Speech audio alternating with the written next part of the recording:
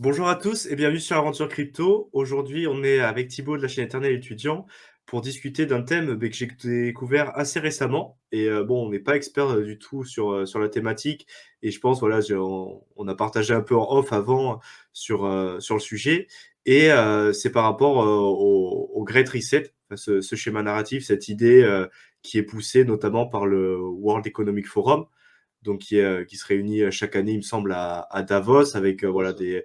des élites, des personnalités du monde entier, voilà, qui propose des idées, voilà, avec une vision du monde qui nous a paru un peu particulière. Et le but de cette vidéo, c'est juste d'échanger sur voilà, le peu de contenu au final qu'on a vu et qu'on a pu découvrir de la part de cette organisation et de ses idées. Essayer d'avoir peut-être une deuxième lecture par rapport à toutes les informations qui peuvent être présentées voilà, et de manière générale, et voir ce qu'on en pense, et notamment parler peut-être des dérives que l'on peut envisager, sans rentrer voilà, dans des théories complotistes, dans l'élite mondiale, deep government, tout ça. Voilà, c'est vraiment pas l'idée. C'est juste voilà, s'interroger sur certains types de contenus, certaines idées qui peuvent être voilà, véhiculées par des personnalités, même des chefs d'État, des membres du gouvernement, et voilà, échanger sur ce qu'on pense, et avec quelques idées qu'on a vues. Par exemple, pour commencer, dans The Great Reset, donc c'est l'idée que voilà, l'économie mondiale n'est pas voilà, n'est pas soutenable, voilà, tout le système financier n'est pas soutenable, et il va falloir, donc le Great Reset, ça pourrait être traduit par euh,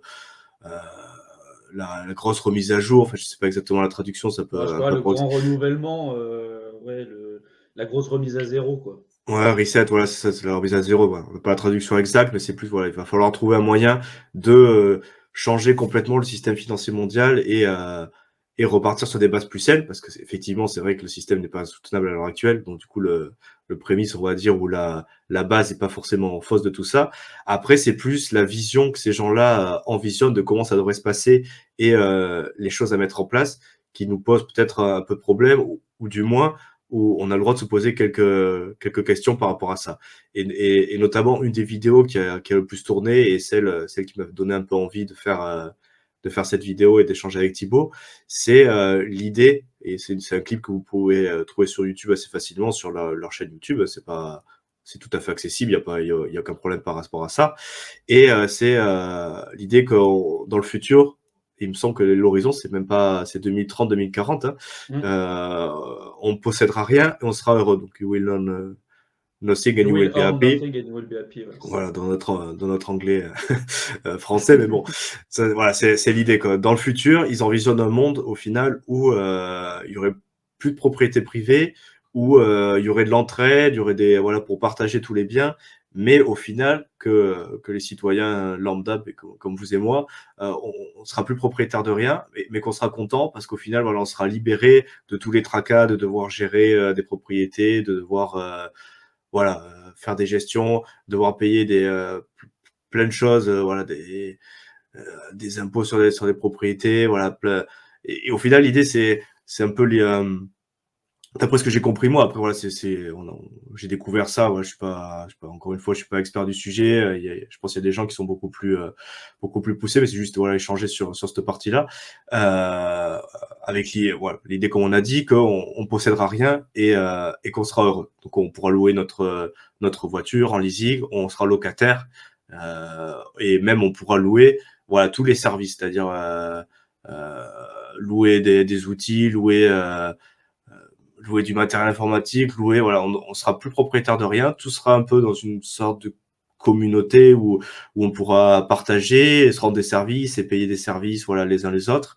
Et, euh, et voilà, donc ça c'est un peu le sujet d'une de leurs vidéos, avec voilà ce qu'ils proposent. Et du coup, voilà, avec une deuxième lecture, et voilà ce que quelques personnes aussi sur YouTube, et pas forcément le YouTube francophone, mais plus voilà, anglophone, voire hispanophone, font de ça, c'est qu'il y aura bien quelqu'un au final qui les aura, ces actifs. C'est-à-dire que bon, si la majorité des gens, et on nous dit voilà, vous ne posséderez rien et vous serez heureux. Quelque part, voilà, il y a quand même Où est-ce que vont quelqu'un, les actifs? Où est-ce que va voilà, cette propriété privée? il Ouais. y a quand même quelqu'un qui sera légalement responsable et qui aura la propriété quand même de ses actifs. Et donc du coup, si la grande majorité des gens ne l'ont pas, qui sera en possession de ses actifs? Et c'est plus voilà pour aborder un peu l'échange avec Thibaut, voir, se poser des questions par rapport à ça. Donc il y a vraiment, Bah, moi, la question que je me pose aujourd'hui, c'est que, en effet, dans la vidéo qu'il présente, c'est oui, you will own nothing and you will be happy. Vous ne posséderez rien, vous serez heureux. C'est pure et simplement l'abolition de la propriété privée.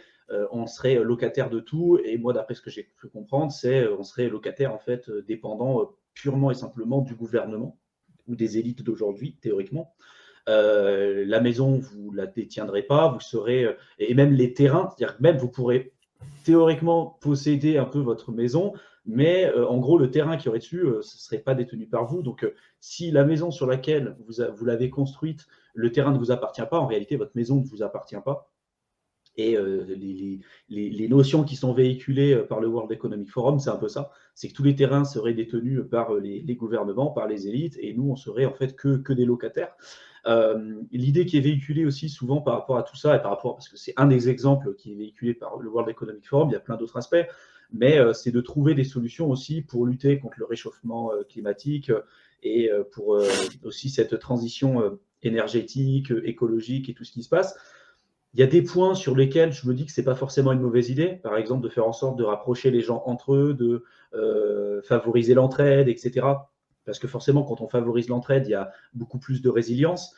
Inciter les gens aussi à vivre plus simplement et de comprendre que peut-être que ce qu'on a fait jusqu'à maintenant, de prendre l'avion tout le temps pour partir en vacances, plusieurs fois chaque année, de consommer tel qu'on consomme aujourd'hui, c'est peut-être pas le meilleur modèle. Et on en voit aujourd'hui ses limites. Peut-être que la manière dont on consommait, la manière dont on vivait avant, c'est peut-être plus concevable avec la disposition dans laquelle on se trouve aujourd'hui. Donc, il y a pas, selon moi, il n'y a pas tout acheté. Par contre, là où on peut se poser des questions, c'est en effet où va aller l'argent, où va aller aujourd'hui le pouvoir. Si c'est redonner le pouvoir à une poignée de personnes aujourd'hui qui, à mon avis, a encore bien trop de pouvoir à l'heure actuelle, oui, ça pose des questions. Et moi, on a déjà fait pas mal de vidéos ensemble là-dessus, mais on se rend compte que plus on avance, plus on va aller vers un moins de liberté, vers un moins de libre arbitre, un moins de souveraineté aussi, un moins de choix, on aura beaucoup moins de choix avec l'arrivée des crypto-monnaies de banque centrale, etc. Pour ceux qui n'auront pas vu notre vidéo sur sur les crypto-monnaies de banque centrale, je vous invite vraiment à aller la voir. Mais par exemple, c'est en gros comme un coupon, c'est-à-dire que les crypto-monnaies que vous avez comme un ticket qui va vous dire, vous avez un portefeuille qui est ouvert directement avec les banques centrales. Dès que vous recevez votre salaire, ce n'est pas envoyé sur des banques commerciales comme ce que vous pouvez avoir aujourd'hui, c'est directement la banque centrale qui va vous envoyer votre argent. Et puis après, derrière, c'est le fait de pouvoir programmer cette monnaie et de pouvoir en faire un peu ce qu'ils veulent. Donc, si derrière, ils vous disent, bah voilà, cet argent-là, aujourd'hui, vous avez un quota et vous pouvez l'utiliser que sur tel ou tel produit, bon, bah, vous n'aurez pas le choix. De toute façon, si vous l'utilisez sur un produit qui n'est pas autorisé par la Banque centrale, derrière, votre carte bancaire, entre guillemets, ne passe pas. Donc, ils auraient un pouvoir qui est juste complètement fou. Si en plus de ça, on enlève la propriété privée et toutes les choses qu'on considère aujourd'hui comme acquis, ça pose d'énormes questions sur la souveraineté individuelle, l'émancipation personnelle, etc., etc. oui, tout à fait. Après, c'est encore une fois, c'est pas pour être dans le complotisme, voilà, dire qu'il y a une grosse théorie, mais du complot au niveau mondial. Mais c'est vrai qu'il y a certaines mesures qui sont proposées qui peuvent paraître louables au premier abord avec une première lecture, mais qui, si sont, on peut aussi assez vite voir les dérives possibles par rapport à ça. Ça peut même être louable au début, mais on se rend compte, voilà, que d'avoir un tel pouvoir ou avec certaines personnes qui se cachent même pas, voilà, d'avoir des idées assez extrêmes, on pouvait vite voir les dérives qui peuvent être, qui peuvent s'en suivre.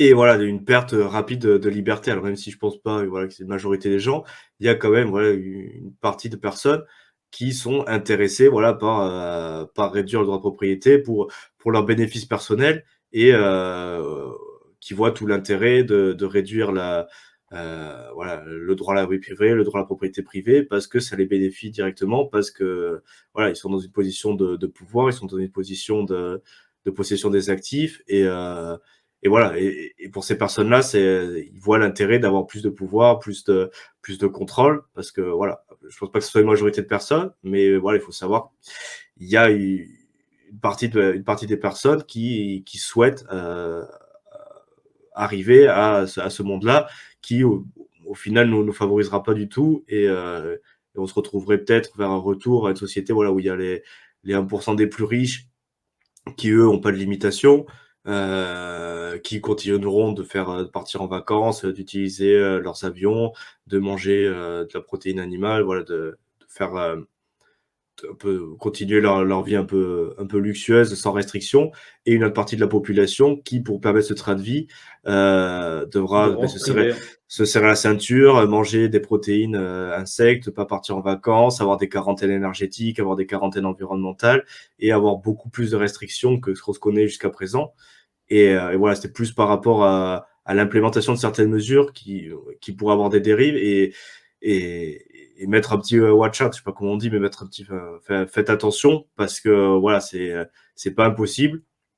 Bien évidemment, c'est pas ce qu'on souhaite. C'est pas dit que ça arrive, mais voilà, il y a des groupes de personnes qui le souhaitent et qui travaillent activement là-dessus. Donc, mais Bah, qui travaillent après, activement pour rendre les gens dépendants, mais sur tous les plans, que ce soit d'un point de vue financier, que ce soit d'un point de vue monétaire, on en a parlé avec les CBDC, les crypto-monnaies de banque centrale. On en parle aussi avec l'abolition de la propriété privée. On parle aussi du fait que sous prétexte du réchauffement climatique et de toutes ces contraintes environnementales, et sous prétexte que nous, en tant qu'individus, on ne soit pas capable de prendre des bonnes décisions parce que bien évidemment, on n'a pas fait les bonnes études, bien évidemment, on n'est pas suffisamment intelligent pour comprendre et mettre des actions en place. Et ben derrière, on a soi-disant une élite qui pourrait faire ce choix pour nous et qui pourrait contrôler les décisions qu'on pourrait faire pour peut-être permettre à une minorité de personnes de continuer le train de vie qu'ils ont toujours eu et qu'ils souhaitent continuer d'avoir au détriment de la majorité de la population.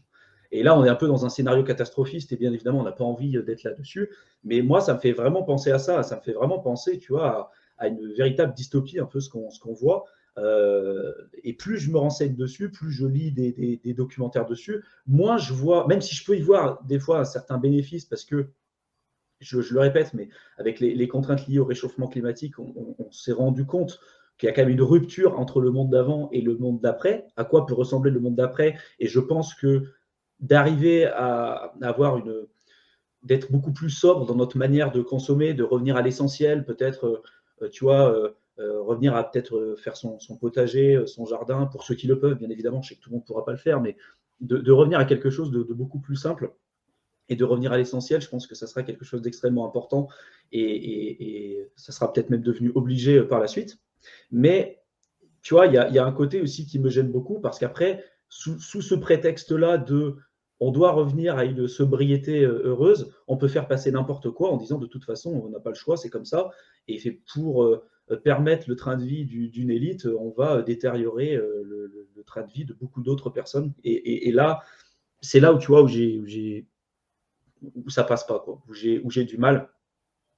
Et j'ai pas l'idée en tête que ce que font ces personnes-là, c'est pour le bienfait, c'est pour le bien-être de l'humanité, tu vois.